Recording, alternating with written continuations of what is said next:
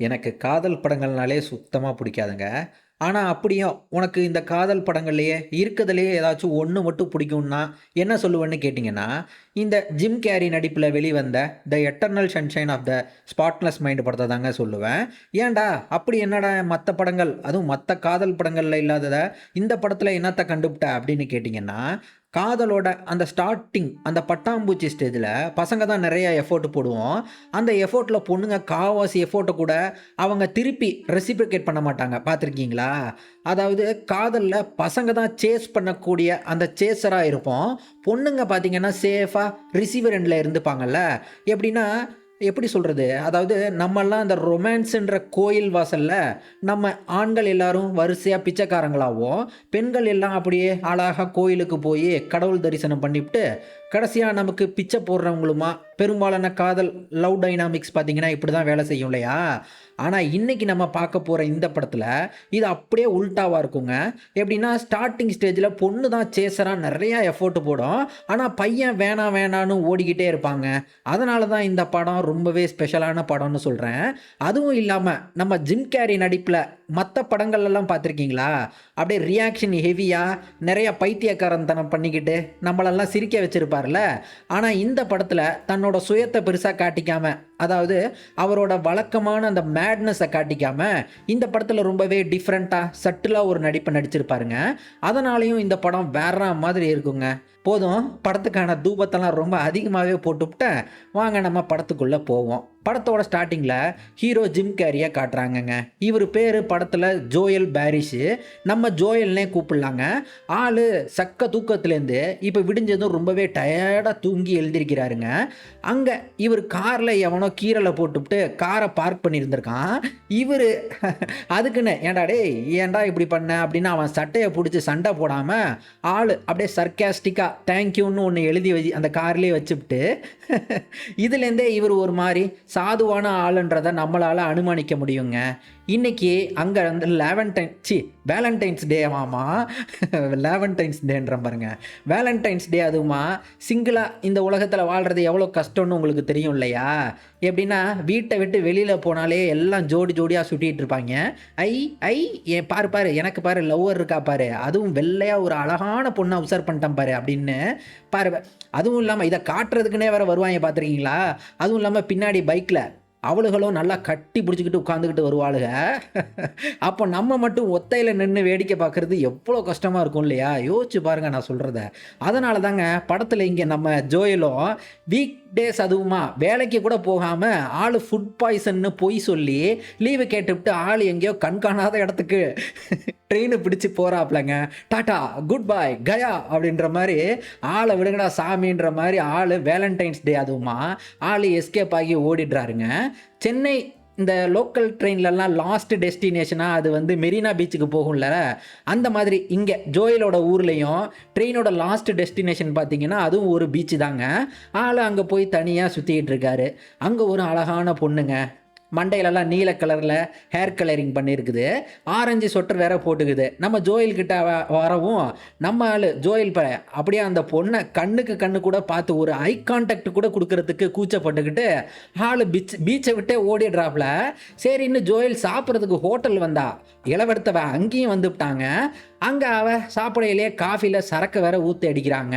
இதை வச்சு பார்த்தா அவளும் இந்த வேலண்டைன்ஸ் டே அதுவுமா சிங்கிளாக தான் இங்கே சுற்றிட்டு இருந்திருக்கா போல் இருக்கு. நம்ம ஜோயில் ஒரு கெஸ் பண்ணிடுறான் இவளும் இங்கே சிங்கிளாக தான் இருக்கா போல் இருக்கு அப்படின்னு. இருந்தாலும் அவள்கிட்ட போய் பேசாமல் அமைதியாக சாப்பாடை மட்டும் சாப்பிட்டுவிட்டு ஆள் அங்கேருந்து ஓடிடுறாப்புல. சரி திரும்ப ரிட்டன் ஊருக்கு போகிறதுக்காக ட்ரெயின்லேயே போயிடலான்ட்டு ஸ்டேஷனுக்கு வந்தால் எங்கே போனாலும் கூடவே வர்றான்ற மாதிரி அங்கேயும் சனியாக வந்துவிட்டாங்க. நம்ம ஆள் அவளை பார்த்து அப்படியே அந்த ஸ்டேஷன் கம்பத்துலேயே அப்படியே பதுங்கி பதுங்கி ஒளிஞ்சு நிற்கிறாருங்க. அவள் இதை பார்த்துக்கிட்டு அவளாவே கையை காட்டி ஹாய்ன்னு சொல்கிறா. ஆனால் நம்ம ஆள் நமக்கும் இந்த மாதிரி ஒரு 25 வயசுக்கு அப்புறமா காதல் கீதல்னு பொண்ணுங்கிட்ட போய் ட்ரை பண்ணுற அந்த வீரியமெல்லாம் குறைஞ்சி போயிடும் பார்த்துருக்கீங்களா? அப்படி தாங்க நம்ம ஜோயலுக்கும். இப்போது எதுக்குடா இதை முதலேருந்து ஆரம்பித்து அது வேற ஒருத்தவங்க கூட போவோம் காதல் எதுக்கு இதெல்லாம் அப்படின்ற மாதிரி, அதுவும் வயசு வேறு ஆச்சு இல்லையா? எதுக்கு ட்ரை பண்ணிக்கிட்டு வேண்டான்னு நினைக்கிறாரு. இப்போ அங்கே ட்ரெயின்லேயும் அவளும் இதே ஜோயல் போகிற கோச்சில் தாங்க அவளும் இருக்கா. நீங்கள் இந்த மாதிரி பார்த்துருக்கீங்களாங்க? எப்படின்னா, நம்ம எது வேண்டாம், வேண்டான்னு விலகி விலகி போறோமோ, வாழ்க்கை நம்மள திரும்ப திரும்ப அதே இடத்துக்கு தள்ளிவிடும் பார்த்துருக்கீங்களா? அப்படிதாங்க நம்ம ஜோயலும் இவ கூட நல்லா மாட்டிக்கிட்டான். அப்போ அங்க அவளாவே இவன்ட்ட கைய காட்டி பேச்ச போடுறா. இவளும் பேசுறவள மதிச்சு பதிலுக்கு பேசுறான். அவ பேரு கிளெமன்டைனாம்ங்க. கிளெமன்டைன். தன்னோட கதையெல்லாம் சொல்லி நம்ம ஜோயல்ட்ட வழிஞ்சு வழிஞ்சு பேசுகிறாங்க. ஆனால் ஜோயல் அவள்கிட்ட தன்னை ரொம்பவே கட்டுப்படுத்திக்கிட்டு பதிலுக்கு இவளும் ஃப்ளிட் பண்ணுற மாதிரி பேசாமல் ரொம்பவே பார்த்து பார்த்து பேசுகிறாருங்க. ஆனால் இவனை விடாமல் ட்ரை பண்ணுறா. திரும்ப திரும்ப ட்ரை பண்ணி பேசுகிறா. அது இதுன்றா. ஒரு கட்டத்தில் ட்ரை பண்ணுறதுக்கு நம்ம ஜோயல் ரெசிப்ரோகேட் பண்ண மாட்டான்னு தெரிஞ்சு அவளும் இப்போ பேக் அடிக்க ஆரம்பிச்சிடுறாங்க. போயிட்டு அவளும் ட்ரெயினில் ஒரு ஓரமாக அமைதியாக ஒரு ஓரத்தில் உட்காந்துக்கிட்டு அவள் ஊர் வந்ததும் ட்ரெயினை விட்டு கிளம்பிவிட்டாங்க. இப்போ தான் நம்ம ஜோலு ஐயோ இப்படி தானாக வந்தவளை போய் விட்டுட்டோமே அப்படின்ட்டு ஆள் வருத்தத்தோட ஸ்டேஷன்லேயே சுற்றி முற்றி பார்த்துட்டு இப்போ அவர் ஸ்டேஷனை விட்டு காரில் போகையில் அவளை பார்த்துட்டு அவளை கூப்பிட்றாரு. ஏங்க வாங்க, நான் உங்களை காரில் ட்ராப் பண்ணுறேன்னு அவளை கூடவே தான் காரில் கூப்பிட்டு போகிறாப்லங்க. 2 பேரும் அங்கே பேசி கீசி அறிமுகம் ஆயிட்டாங்க. இப்போ அவள் வீடு வந்ததும் ஜோயலை அவள் வீட்டுக்குள்ளே வர சொல்லி கேட்குறா. ஆனால் நம்ம ஜோயலு எங்கள் வீட்டுக்குள்ளே வந்தால் செக்ஸுன்னு போயிடுமோன்னு ஆள் வீட்டுக்குள்ளே வர தயங்குறாப்லங்க. அது கிளெமன்டைனுக்கும் புரிஞ்சு போயிருதுங்க. உடனே அவளும் சாரி நான் உங்களை வீட்டுக்குள்ளெல்லாம் வர கூப்பிட்டுருக்க கூடாது சாரின்னு ஜோயலு அவள் வீட்டுக்கு போயிட்டாங்க. அங்கே அவள் இவனுக்கு குளிருக்கு இதமாக சரக்கெல்லாம் ஊற்றி கொடுத்துட்டு அங்கே ஜோயலு இவன் யார் எப்படிப்பட்டவன்றதெல்லாம் சொல்கிறாப்புல. ஆள் கொஞ்சம் ரிசர்வ்டு டைப்புங்க. டெய்லி ஜேர்னல் பண்ணுற பழக்கம் இவருக்கு இருக்குது. அதை தாண்டி இவருக்கு வாழ்க்கையில் ஏதாச்சும் ஒரு அழகான மூமெண்ட்டு எப்போயாச்சும் எக்ஸ்பீரியன்ஸ் பண்ணினா அதை அப்படியே அழகாக டிராயிங் பண்ணி கூடவே இந்த ஜேர்னலிங் வார்த்தைகளும் அந்த டிராயிங்கில் அப்படியே போட்டுக்கிட்டு ஒரு மெமரி மாதிரி க்ரியேட் பண்ணி வச்சுப்பாப்புல. இதை விட்டால் ஹாலு வேலை முடிஞ்சால் வீடு, இதாங்க இவரோட வாழ்க்கை. ஸோ இவராகவே தான் வாழ்க்கை ரொம்பவே போரான வாழ்க்கை அப்படின்னு நினச்சிக்கிறாப்புல. கிளெமன்டைனு இவன் எப்படின்னா ரொம்பவே துருத்துருன்னு நம்ம தமிழ் சினிமாவில் ஜெனிலியா டைப்புங்க. ஹாசினி அப்படின்னுல அந்த மாதிரி பொண்ணுங்க. அங்கே கிளெமன்டைனு ஜோயல்கிட்ட பேசையிலேயே கொஞ்சம் நெருக்கமாக பேசுகிறாங்க. எப்படின்னா கையை பிடிச்சிக்கிட்டு புருஷன் பொண்டாட்டி மாதிரி அப்படியே நெருக்கத்தோடு பேசுகிறா. ஆனால் ஜோயலுக்கு இவ்வளோ நெருக்கத்தில் பேசுகிறது ஒரு மாதிரி அன்கம்ஃபர்டபுளாக இருக்குது. அப்புறம் வரேன் அப்படின்ட்டு அப்படியே ஓடுறாங்க. அவள் தாங்க தான் ஃபோன் நம்பரை இவன் கையில் எழுதி கொடுத்துட்டு கூப்பிடு என்ன காதலை அடுத்த கட்டத்துக்கு எடுத்துகிட்டு போகிற அந்த முனைப்போடையும் இவன்கிட்ட பேசி அனுப்பி வைக்க இவனுக்கு அவள் வீட்டிலேருந்து தான் வீட்டுக்குள்ளே வர்ற அந்த கேப்பில் மிஸ் பண்ணவே ஆரம்பிச்சிட்டாங்க. அவன் நினைப்போடவே வீட்டுக்கு வந்ததுமா அவளுக்கு ஃபோனை போட்டு இப்போ தாண்டி வீட்டுக்கு வந்தேன்னுட்டு ஆள் அப்படியே வாயெல்லாம் பல்லுன்ற மாதிரி இழிச்சு பேசுகிறாங்க. அவன் நாளைக்கு நைட்டு சார்ல்ஸ் லேக்கு பனியில் உறைஞ்சி போய் கிடக்கும், அங்கே நம்ம போகலாம் வாடான்ட்டு ஃபோனை வைக்க ஜோயலும் மறுநாள் ராத்திரி அங்கே கிளெமன்டைனோட அந்த பனியில் உறைஞ்சி போன சார்லஸ் லேக்குக்கு கிளெமன்டைனோட வந்திருக்காங்க. அங்கே ஜோயலு எங்கே பனியில் உடஞ்சி நம்மளும் அதுக்கு அந்த ஆற்றுக்குள்ளே போயிடுவோமோன்னு அப்படியே பயந்து தயக்கத்தோட சின்ன பிள்ளை மாதிரி நிற்கிறாங்க. ஆனால் கிளெமன்டைனை அவன் என்னென்னா ஆம்பளை பிள்ளை மாதிரி நல்லா தைரியமாக வாடாடே அப்படின்னு கூப்பிட்டுக்கிட்டு கிடக்கா. இவங்க அந்த பனியிலேயே உறைஞ்சி போன அந்த லேக்கிலேயே அப்படியே அழகாக வானத்தை பார்த்தபடி ஒன்றா படுத்துக்கிட்டு பேசிக்கிட்டு கிடக்காங்க. அங்கே ஏண்டா உனக்கு ஏதாச்சும் ஸ்டார் பேரு கீரி ஏதாவது தெரியுமா அப்படின்னா இவங்க இந்த டிரான்ஸ்ஃபார்மர் படத்தில் வர ரோபோட்டு பேர்லாம் இருக்கும் இல்லையா, ஆப்டிமஸ் தி பிரைம், ஜிகாபேட் அப்படின்லாம் வரும்ல, அந்த மாதிரி இவன் வாய்க்கு வந்த ஒரு பேரை அடிச்சு விட்றான். இது பேர் ஒசிடியஸ் தி பிரைம் அப்படின்னு. அவளும் கடந்துக்கிட்டு சிரிக்கிறா. ஏண்டா பொய் தானே சொல்கிறான்னு சிரிக்கிறாங்க. அங்கே இவங்களுக்குள்ள நல்ல ஒரு காதல் மலர்ந்துக்கிட்டு இருக்குதுங்க. இந்த நினைவுகள் எல்லாம் யோசிச்சு பாருங்க. இவங்களுக்குள்ள என்னதான் இந்த ஷார்ட் பீரியடில் காதல் மலர்ந்துருந்தாலும் பொண்ணு எஃபோர்ட் போடுறதுனாலேயே இவங்களோட காதல் ரொம்பவே இன்டென்ஸாகவும் அழகாகவும் இருக்குதுங்க. அங்கே விடிஞ்சதும் அவளை வீட்டுக்கு விட போகிறாப்புல. நான் உன் கூடவே வீட்டுக்கு வரட்டுமான்னு கேட்டுக்கிட்டு இரு ப்ரெஷ்ஷு பேஸ்ட்டை மட்டும் எடுத்துகிட்டு வரேன்ட்டு வீட்டுக்குள்ளே போக அங்கே இவளுக்காக காரில் வெயிட் பண்ணிகிட்டு இருந்த ஜோயல்கிட்ட ஒருத்தன் கேட்குறான், யோ யாரையா நீ எதுக்கு இங்கே வெயிட் பண்ணுறேன்னுட்டு கேட்டுவிட்டு அவன் ஓடிடுறாங்க. இவன் யார் எதுக்கு இப்போ கேட்டான்னு ஜோயலுக்கு ஒன்றுமே புரியல. அங்கே படம் இப்போது ஃப்ளாஷ்பேக் வேற போகுதுங்க. ஆனால் படத்தில் இந்த மாதிரி 2 years later 3 years later அப்படின்னு எதையுமே சொல்லாமல் படம் பார்க்குற நம்மளோட அனுமானத்துக்கே இந்த டைரக்டர் விட்டுருக்காரு. நம்ம ஒரு தோராயமாக 3 வருஷம்னு வச்சுப்போங்க. அங்கே ஜோயலு அழுதபடியே காரில் பயங்கரமாக மனவலியோட காரை ஓட்டிக்கிட்டு அவர் ஃப்ரெண்டு வீட்டுக்கு போய் அங்கே அவன்கிட்ட மச்சி கிளமண்டைன் என்னை ஏமாத்திவிட்டா மச்சின்னு ஆள் நல்லா அழுது புலம்புறாப்புல. இவனோட ஃப்ரெண்டுக்கு கல்யாணம் ஆயிடுச்சுங்க. பொண்டாட்டியோட தான் ஒன்றா வாழ்ந்துக்கிட்டு இருக்காரு. அவங்களுக்கும் நம்ம ஜோயலுக்கும் நல்ல ஒரு ஃபேமிலி ஃப்ரெண்டு மாதிரிங்க. 2 பேர்த்துக்கிட்டையும் நல்லா பேசுவார். பொண்டாட்டிக்காரையும் புருஷன் கூட சேர்ந்துக்கிட்டு ஜோயலுக்கு இந்த காதல் அட்வைஸ் எல்லாம் பண்ணுது. டேய் அப்படிலாம் பேசக்கூடாதுடா, இப்படி பேசணும்டா, அது இதுன்னு சொல்லுது. ஜோயல் மூலமாக தான் இந்த ஜோயலு முந்தா நேற்று பார்த்தீங்கன்னா சூப்பர் மார்க்கெட்டில் ஜாமான் வாங்கிட்டு அங்கே பில்லிங் செக்ஷனில் வர்றப்ப இவன் ஆள் கிளமண்டைன் உட்காந்துருந்துருக்காங்க. அங்கே கிளமண்டைன் வேற ஒருத்தவங்க கூட ஒன்றா கிஸ் பண்ணிக்கிட்டு இருந்திருந்திருக்கா. அதுலேயும் நம்ம ஜோயலை இவன் யாருன்னே தெரியாத மாதிரி பேசி விட்டுருந்துருக்காங்க. அதான் இங்கே வந்து ஃப்ரெண்டுக்காரங்கிட்ட புலம்பி அழுகுறான். அப்போ தாங்க ஃப்ரெண்டுக்காரன் ஒரு கடுதாசியை எடுத்து காட்டுறாப்புல. அதில் கிளமண்டைன் நம்ம ஜோயலை பற்றின நினைவுகள், மெமரிஸ் எல்லாத்தையும் ஒரு டாக்டர் மூலயமா இவன் நினைவுகளையே அப்படியே மொத்தமாக எரேசர் வச்சு அழிக்கிற மாதிரி மெமரிஸ் எல்லாத்தையும் எரேஸ் பண்ணியிருந்திருக்காங்க. அதான் இவன்ட்ட சூப்பர் மார்க்கெட்டில் ஜோயல் யாருன்னே தெரியாத மாதிரி அவனை பார்த்துருந்துருப்பா. இப்போ நம்ம ஜோயலும் அந்த டாக்டரை போய் பார்த்து அவனும் கிளமெண்டன் பண்ண மாதிரி எனக்கும் அதே மாதிரி பண்ணணும் அப்படின்ற மாதிரி இவனும் அந்த மெமரிஸை எல்லாத்தையும் அழிக்கணும்னு போய் நிற்கிறாங்க. அங்கே இவர் தான் அந்த மனிதர்களோட மெமரிஸை அழிக்கக்கூடிய டாக்டராக இருக்காப்புல. இவருக்கு அசிஸ்டண்ட்டாக நிறைய பேர்த்த வேலைக்கு வச்சுருக்காருங்க. இதோ அதில் இவனும் ஒருத்தன், இந்த ஹல்க் படத்தில் ஹீரோ வருவான் பார்த்தீங்களா, இவனும் ஒருத்தன். இன்னொருத்தன் இவ யாருன்னா இந்த ஸ்பைடர்மேன் படத்தில் ஹீரோயினாக வருவா பார்த்தீங்களா, இவன் டாக்டருக்கும் இவளுக்கும் ஏதோ கள்ள தொடர்பு வேற இருக்குது போல் இருக்குங்க. டாக்டர்கிட்ட இந்த அசிஸ்டண்ட்டு பொண்ணு வளைஞ்சி பேசுது. இப்போ இங்கே ஜோயலு கிளமண்டைன் ஃபைல் எல்லாம் கேட்குறான், என்னென்ன வச்சுருக்கா அப்படின்னு. அவர் அதெல்லாம் ரொம்பவே கான்ஃபிடென்ஷியலான மேட்ரு தம்பி. கிளமண்டைன் அவங்க வாழ்க்கையில் தான் சந்தோஷமாக இல்லை, அவங்களாவே தான் சுய விருப்பத்தின்படி நினைவுகள் எல்லாத்தையும் எரேஸ் பண்ணியிருக்காங்க. ஸோ ஃபைல் எல்லாம் காட்ட முடியாது, வேணும்னா நீங்களும் அவங்கள மாதிரி மெமரிஸை அழிச்சிக்கோங்க அப்படின்னு இவனும் யோசிச்சு பார்த்துட்டு தான் ஃப்ரெண்டுக்கிட்ட வேற கலந்துரையாடல்லாம் பண்ணிவிட்டு கடைசியாக போய் தன்னோட மெமரிஸை, அதுவும் காதல் சம்மந்தப்பட்ட கிளமண்டைனோட மெமரிஸை மட்டும் ஸ்பெசிஃபிக்காக அழிக்க ஒத்துக்கிட்டாங்க. டாக்டர் ஜோயல்கிட்ட உங்களோட காதலி கிளமண்டைன் ஏதாவது வீட்டில் என்னென்ன பொருள் வச்சுருக்கீங்களோ எல்லாத்தையும் எடுத்துகிட்டு வாங்கன்னு இவனும் எல்லா பொருளையும் மூட்டை முடிச்செல்லாம் கட்டிக்கிட்டு வர்றான். அப்பா ஏகப்பட்ட பொருளுங்க, கிட்டத்தட்ட 5 வருஷம் 6 வருஷம் காதலாக இருக்கும் போல் இருக்குதுங்க. ஹாஸ்பிட்டலுக்கு போயிட்டான். அங்கே ஹாஸ்பிட்டலில் பார்த்தீங்கன்னா இது வந்து பிப்ரவரி மாதமா வேலண்டைன்ஸ் வர்றதுனால டாக்டருக்கு இந்த லவ் ஃபெயிலியர்ஸுங்கள்னால இவருக்கு தொழிலில் நல்லா கல்லா கட்டுறாப்புல. அதில் வேற வயசான கிழடு கட்டைகள்லாம் கூட இங்கே வந்திருக்குதுங்க. இதுங்கெல்லாம் இப்போ போய் என்னத்தை மெமரிஸை அழிக்க போகுதுன்னு தெரியல. இங்கே இப்போ டாக்டர் முதல்ல ஜோயலோட மெடிக்கல் செக்கப்லாம் பண்ணிக்கிட்டு அடுத்ததாக இவரோட அசிஸ்டண்ட்டை நம்ம ஜோயலுக்கு அறிமுகப்படுத்தி வச்சு சொல்கிறாப்புல. அதாவது நைட்டு தான் இவர் தான் உங்கள் வீட்டுக்கு வந்து உங்களை ஆப்ரேட் பண்ண போகிறாருன்னு சொல்கிறாப்புல. அதாவது நைட்டு பூரா இவனோட மெமரிஸ் எல்லாத்தையும் ஃபுல்லாக ரிமூவ் பண்ணிவிட்டு விடிஞ்சதும் ஜோயலை ஒரு புது மனிதனாக ஆக்குறோன்ற மாதிரி ஆக்கி சொல்லியிருந்திருக்காங்க.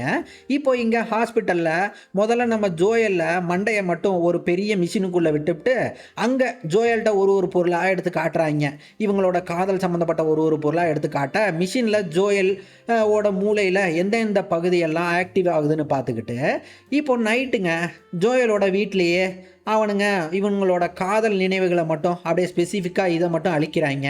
அங்கே அசிஸ்டண்ட்டு கூட ஒத்தாசையாக இன்னொருத்தனும் கூடவே கூப்பிட்டு வந்திருக்காங்க. இவனை யாருன்னு தெரியுதா? ஜோயலுக்கிட்ட நீங்கள் யார் என்னன்னு கேட்டிருப்பான்ல, இங்கே இவன் அசிஸ்டண்ட்டாவோட சேர்ந்து ஜோயலுக்கு மெமரிஸ் அழிக்க உதவி பண்ணுறாங்க. இப்போது இனிமேல் படத்தில் கதை எப்படி போகும்னா, கதை அப்படியே நம்ம ஜோயலோட நினைவுகளுக்குள்ளே அப்படியே பாஸ்ட்லேயும் அதே சமயம் இங்கே ப்ரெசண்ட்டில் இவனை இங்கே ஆப்ரேட் பண்ணுறதையுமா அப்படியே பாஸ்ட் ப்ரெசண்ட்டுன்னு கதை ஒரு மாதிரி முன்னையும் பின்னையுமா போகுங்க. அங்கே இப்போ நம்ம ஜோயலுக்கும் கிளமண்டைனுக்கும் சம்மந்தப்பட்ட கடைசி மெமரியாக காட்டுறாங்க. அதில் கிளமண்டைன் நல்லா குடிச்சுவிட்டு அத்தராத்திரியில் 3 மணிக்கு வரவும் ஜோயல் அவள்கிட்ட சண்டை போடுறான், ஏன்டி லேட்டு என்னன்னு. அப்போ நான் என்ன வேற ஒருத்தங்க கூட படுத்துட்டு வந்திருக்கேன்னு நினச்சியா அப்படின்னு சும்மா சிரிச்சுக்கிட்டே விளையாட்டா கேட்க, அப்போ இவங்க ஆமாண்டி, நீ யாரு கூடயோ படுத்துட்டு தான் வந்திருக்க.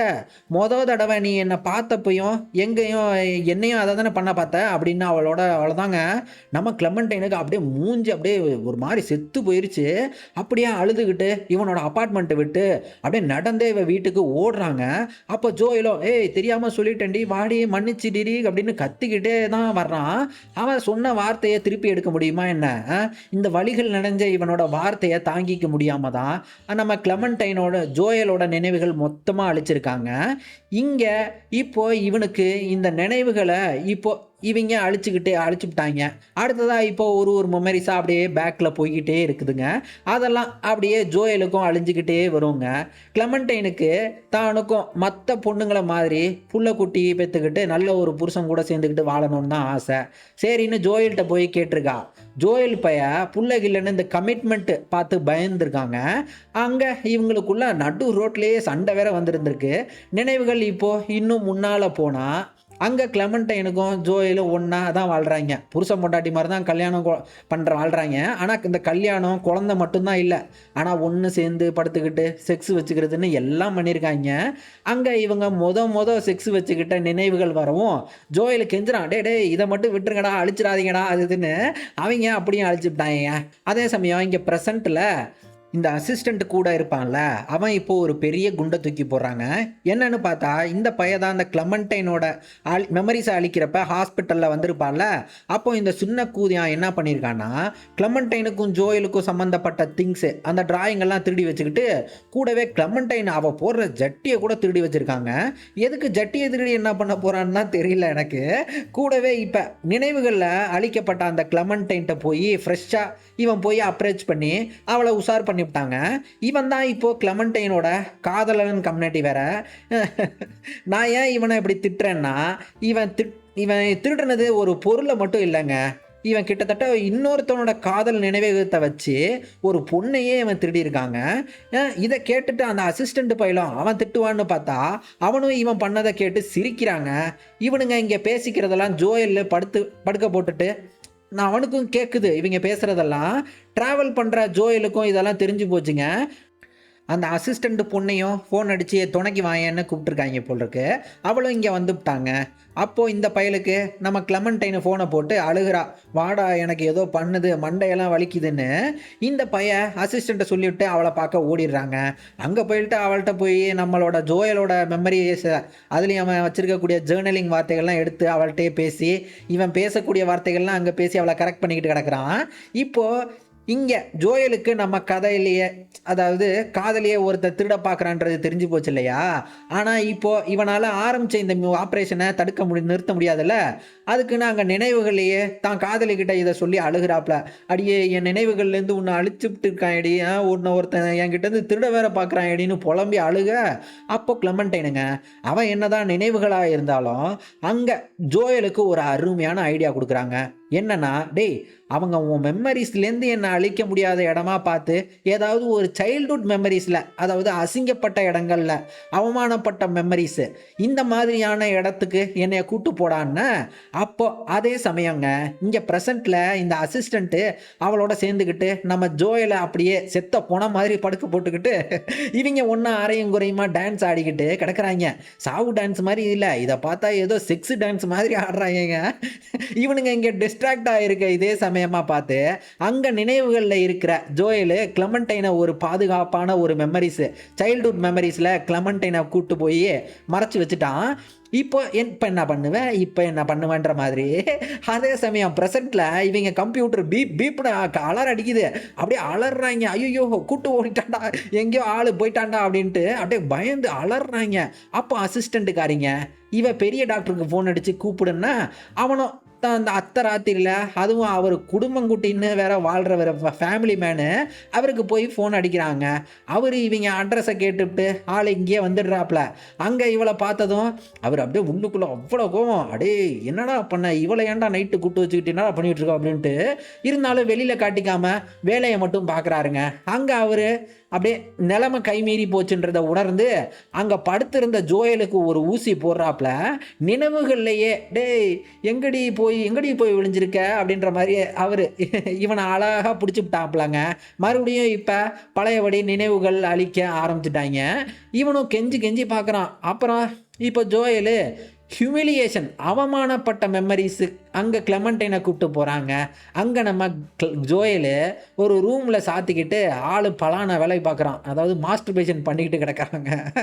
ரூமை சாத்திக்கிட்டு கிளெமண்டைனையும் மெமரிஸ்லேயே கூட கூப்பிட்டு வச்சுருக்கான். அவங்க அம்மா கதவை திறந்துக்கிட்டு வந்து புள்ள பண்ணுறதை பார்த்துட்டு அப்படியே ஓடிடுறாங்க கதறிக்கிட்டு. இதான் உன்னோட அவமான நினைவுகளா அப்படின்னு பார்த்து கூடவே சிரிக்கிறா அவளும். அடுத்ததா ஆள் சின்ன பையனாக இருக்கையில் நண்பர்களோட வற்புறுத்தனால ஆள் ஒரு பறவையை கொண்டு இருக்காங்க. அங்கே அவங்கெல்லாம் இவனை புரட்டி புரட்டி அடிக்கிறாங்க. சின்ன பிள்ளைங்கள்லாம் கிளெமண்டைன் வந்து அழுகிறா அப்படின்னு. இவன் வந்து அப்படியே ஜோயலை அப்படியே கூப்பிட்டுக்கிட்டு கிளெமண்டைனை அப்படியே கூப்பிட்டுக்கிட்டு சின்ன குழந்தைங்க நம்ம ஜோயலை அப்படியே கலாய்க்கிறாங்க. ஏய் தம்பி பாடுறா டே கேர்ள் ஃப்ரெண்டெல்லாம் வச்சுருக்காண்டா அப்படி இப்படின்னு கிண்டல் பண்ணுறாங்க. அங்கே ஜோயல் சேமான மெமரிஸில் கிளெமண்டைனை இவனுக்கு ஆறுதல் சொல்கிறா. பரவாயில்லடா நீ பையன்தான்ட்டு அங்கே சின்ன வயசில் அவளை பில்லோவால் அப்படியே கொலை பண்ணுற மாதிரி விளாட்றாங்க. அப்போது இப்போ பெரிய வயசில் இங்கேயும் அந்த கிளெமண்டைனு இவனை கொல்ற மாதிரி பண்ணியிருந்திருக்கா. இவங்களுக்குள்ள அழகழகான நினைவுகள்லாம் நல்ல நல்ல நினைவுகள்லாம் இவங்களுக்குள்ள காதலிக்கும் போது நிறைய சேர்த்து வச்சுருக்கானுங்க. இங்கிட்டு அசிஸ்டண்ட்டு பையன் டாக்டர்கிட்ட சொல்லிவிட்டு வீட்டை விட்டு வெளில வந்து தம்மை போட்டுக்கிட்டு இருக்க. அப்போது டாக்டர் ஏன் இப்படி அத்தராத்திரியில் ஓடுறான்னுட்டு அவர் பொண்டாட்டி இவன் மேலே சந்தேகப்பட்டு இங்கே வந்துட்டா. அப்போ ஒன்று பார்த்து வீட்டுக்குள்ளே நம்ம டாக்டர்கிட்ட அவள் செட்யூஸ் பண்ணி மயக்கி அவருக்கு முத்தத்தை வேற போடுறாங்க. இவரும் அவளுக்கு வாயோட வாயாக வச்சு கிஸ் பண்ண இதெல்லாம் வீட்டு ஜன்னல்லேருந்து அழகாக பொண்டாட்டிக்கு அழகாக தெரியுது. அப்போது இந்த அசிஸ்டண்ட்டு பையன் தாங்க காரில் ஹாரன் அடித்து சிக்னல் கொடுக்க இதை நம்ம ஆள் பார்த்துக்கிட்டு உஷாராகி வந்துடுறாப்புல. அப்பன்னு இந்த காட்டி கொடுத்த இவன் அம்மால அந்த பொண்டாட்டிக்காரி வந்து ஒரு குத்தை விட்டு போகிறாங்க. அவளுக்கு அவ்வளோ கோவங்க. கார் எடுத்துக்கிட்டு போக டாக்டரும் பார்த்துட்டு அடியேன்னு பொண்டாட்டிகிட்ட கெஞ்சிக்கிட்டே வர்றாப்புல. கூடவே இந்த அசிஸ்டண்ட்டு பொண்ணும் அவருக்கு எதுவும் தெரியாதுங்க நான் தான் கிஸ் பண்ணேன். அதனால் அப்போ பொண்டாட்டிக்காரி காரை நிறுத்திட்டு சொல்கிறாங்க, டேய் இவளுக்கு எதுவுமே சொல்லலையாடான்னு அவள் அப்படியே ஒரு மாதிரி முழிக்கிறா. அப்போ தாங்க சொல்கிறா, ஏம்மா ஒன்ஸ் நீயும் இவனும் எனக்கு தெரியாமல் கள்ளக்காதலிச்சிட்டு தாம்மா இருந்தீங்க. என்கிட்ட அவன் அப்போவே மாட்டிக்கிட்டான். அப்புறம் நீயா தான் உன் மெமரிஸை அழிச்சிக்கிட்டுன்னு அப்படியே அவள் கிளம்பிட்டா அங்கேருந்து. இங்கே இவளுக்கு இதை கேட்டு அப்படியே மனசு உடஞ்சி போச்சுங்க. அவன் ஆள் விடிஞ்சதும் விடுங்கடா வீட்டை விட்டுன்னு அவள் ஆள் கிளம்பி ஓடிட்டா. இங்கே ஜோயலோட நினைவுகளை இப்போ கிளெமண்டைனை இவன் ஃபஸ்ட்டு மீட் பண்ண மெமரிஸில் இருக்காங்க. அங்கே படத்தில் நம்ம பார்த்துருப்போம்ல அது இங்கே இல்லைங்க. இங்கே என்னென்னா அங்கே பீச்சில் ஃப்ரெண்டுக்காரன் பார்ட்டி வச்சுருக்கான். அப்போ தாங்க இந்த கிளெமண்டைனை மீட் பண்ணியிருந்திருக்கான். இப்போது இவன் நினைவுகள்லேருந்து கிளெமண்டைனை காப்பாற்றணுன்னு அந்த முயற்சி எல்லாத்தையும் காப்பாற்றணுன்ற முயற்சியெல்லாம் விட்டுவிட்டு சரி இதான கடைசி நினைவு இதை மட்டும் நம்ம இப்போ கடைசியாக முழுசாக வாழ்ந்துக்கலான்ட்டு அங்கே இவங்க பீச்சிலேயே கடைசியாக நிம்மதியாக சுற்றிக்கிட்டு நைட்டு பூரா அங்கே உள்ள அந்த பீச் வீடுகள்லையே ஒரு வீட்டுக்குள்ளே அப்படியே திருட்டுத்தனமாக உள்ளே பூந்து சந்தோஷமாக பேசி சுத்த நினைவுகள் எப்படிலாம் அப்படியே அழிஞ்சு போச்சுங்க. விடிஞ்சதும் இங்கே ஜோயில் அந்த மார்க்குக்கு இருக்குன்னு எல்லாம் ஆப்ரேஷன் பண்ண தெரியாதெல்லாம் அப்படியே தெரியாதபடி அழிச்சு விட்டு அவங்க அங்கேருந்து கிளம்பிட்டாங்க. இப்போ நம்ம ஆள் நல்லா தூங்கி ஆளுக்கு மறுநாள் தான் முழிப்பே தட்டுது. எழுந்து பார்த்தா படத்தோட மொதல் சீன் இங்கே நடக்குதுங்க. அதாவது அப்பார்ட்மெண்ட்டில் காரை எவனோ நிறுத்த தெரியாமல் காரில் கீறல் போட்டிருப்பான்ல. அப்புறம் கூட இவர் வேலண்டைன்ஸ் டேக்கு ட்ரெயினை பிடிச்சி வேறு ஊருக்கு ஓடிருப்பாப்புல. அதெல்லாம் இங்கே தாங்க நடக்குது. இங்கே இந்த அசிஸ்டண்ட்டுக்காரே கூட வேலை பார்க்குறவன்ட்ட பேசுகிறா. அதுலேயும் இவன் சொல்கிறான், நீங்கள் ஒன்றா சந்தோஷமாக தான் இருந்தீங்க, இப்போ நீ அந்தளவுக்கு சந்தோஷமாக இல்லைன்னு. அவளுக்கு அப்படியே ஒரு மாதிரி மூஞ்செல்லாம் அவ்வளோ இதாகிட்டு அவன் என்னென்னா ஹாஸ்பிட்டல்லேருந்து அந்த பேஷண்ட்டுகளோட மொத்த ஃபைலையும் எடுத்துக்கிட்டு அவன் தான் காரில் இந்த ஃபைல் எல்லாத்தையும் எடுத்துக்கிட்டு இவன் சொன்னதை கேட்டு ரொம்பவே வருத்தத்தோடு போகிறா. அங்கே படத்தில் நம்ம ஜோயல் கிளெமண்டைனை வீட்டுக்குள்ளே விட அவள் ப்ரெஷ்ஷு பேஸ்டெல்லாம் எடுத்துகிட்டு வரேன்ட்டு உள்ளே போகிறா. அப்போது இந்த இவன் வேற வர்றாங்க, இந்த பிதுகின மூஞ்சிக்காரன் பிதுகின கண்ணுக்காரன் யார் நீ அப்படின்ட்டு வர்றான். அங்கே மெமரிஸ் எல்லாம் அழிஞ்சு போனதுனால அவனுக்கு இவனை யாருன்னே தெரில. இப்போ காரில் ஜோயலு கிளெமெண்டைனோட காரில் போகையில் அங்கே காரில் கிளெமெண்டைனுக்கு ஆடியோ டேப்பு மெமரிஸ் அழிக்கிறதுக்கு முன்ன இவ பேசின ஆடியோ டேப்பு தாங்க அந்த அசிஸ்டண்ட்டு பொண்ணு தாங்க உண்மையை வெளிச்சத்துக்கு கொண்டு வர்றதுக்காக ஜோயலுக்கும் கிளெமெண்டைனுக்கும் இப்போ எல்லாம் தெரிஞ்சு போச்சு. இவங்களுக்குள்ள என்ன சண்டை, எவ்வளோ நாள் லவ் பண்ணாங்கன்னு எல்லாம் தெரிஞ்சு போச்சு. அப்போ கிளெமெண்டைன் சொல்கிறா, நான் ஒரு மரக்கிழண்ட கேஸு தான். நாட்கள் போக போக உனக்கு நான் போர் அடிச்சிருவேன், நீயும் ஏதோ ட்ராப் ஆன மாதிரி ஃபீல் பண்ணுவ. ஸோ இப்போவும் ஒன்றும் குறைஞ்சு போகலை, என்னை விட்டுட்டு போயிடுன்னு. அப்போ ஜோயலுங்க, பரவாயில்ல இருக்கட்டும், போர் அடித்தா அடிக்கட்டும், எனக்கு என்ன அப்பா அப்படின்ற மாதிரி அப்படியே கூலாக ஓகே அப்படின்றான். இவளும் ஏண்டா வெண்ண எவ்வளோ சீரியஸாக பேசுகிறேன், ஓகேன்னு ஒரு வார்த்தையில் முடிக்கிறியேடா அப்படின்னு இவங்க அப்படியே சிரிச்சுக்கிட்டு ஒன்று சேர்றாங்கங்க. அங்கே இந்த படம் ரொம்பவே அழகான ஒரு ஃபீல் குட்டோட இந்த படம் முடியுதுங்க. நான் படத்தோட ஸ்டார்டிங்கில் சொல்லியிருப்பேன்ல, நம்ம எது வேண்டாம் வேண்டான்னு அதை பார்த்து பயந்து ஓடுறோமோ, வாழ்க்கை நம்மளை திரும்ப திரும்ப அந்த இடத்துக்கு தள்ளி விட்டுருப்பேன்னால இங்கேயும் இவங்களுக்கு இப்படி தாங்க. இவங்க என்னதான் இவங்களோட காதலை பிடிக்காம இவன் வேண்டாம் இவன் வேண்டான்ட்டு ஆளுக்கு ஒரு திசையில் ஓடினாலும், ஈவன்தோ இந்த நவீன தொழில்நுட்பத்தோட உதவியை பயன்படுத்தி ஓடிடலான்னு பார்த்தாலும், வாழ்க்கை இவங்களை எங்கே ஃபஸ்ட் டைம் மீட் பண்ணாங்களோ அதே இடத்துக்கு அவங்கள தள்ளி விட்டுட்டு அந்த பீச்லேயே மீட் பண்ண வச்சு திரும்பவும் காதலிக்க வச்சிருச்சு பார்த்தீங்களா. இதாங்க இந்த படத்தில் நம்ம டைரக்டர் நம்ம கிட்ட சொல்லியிருக்காப்ல.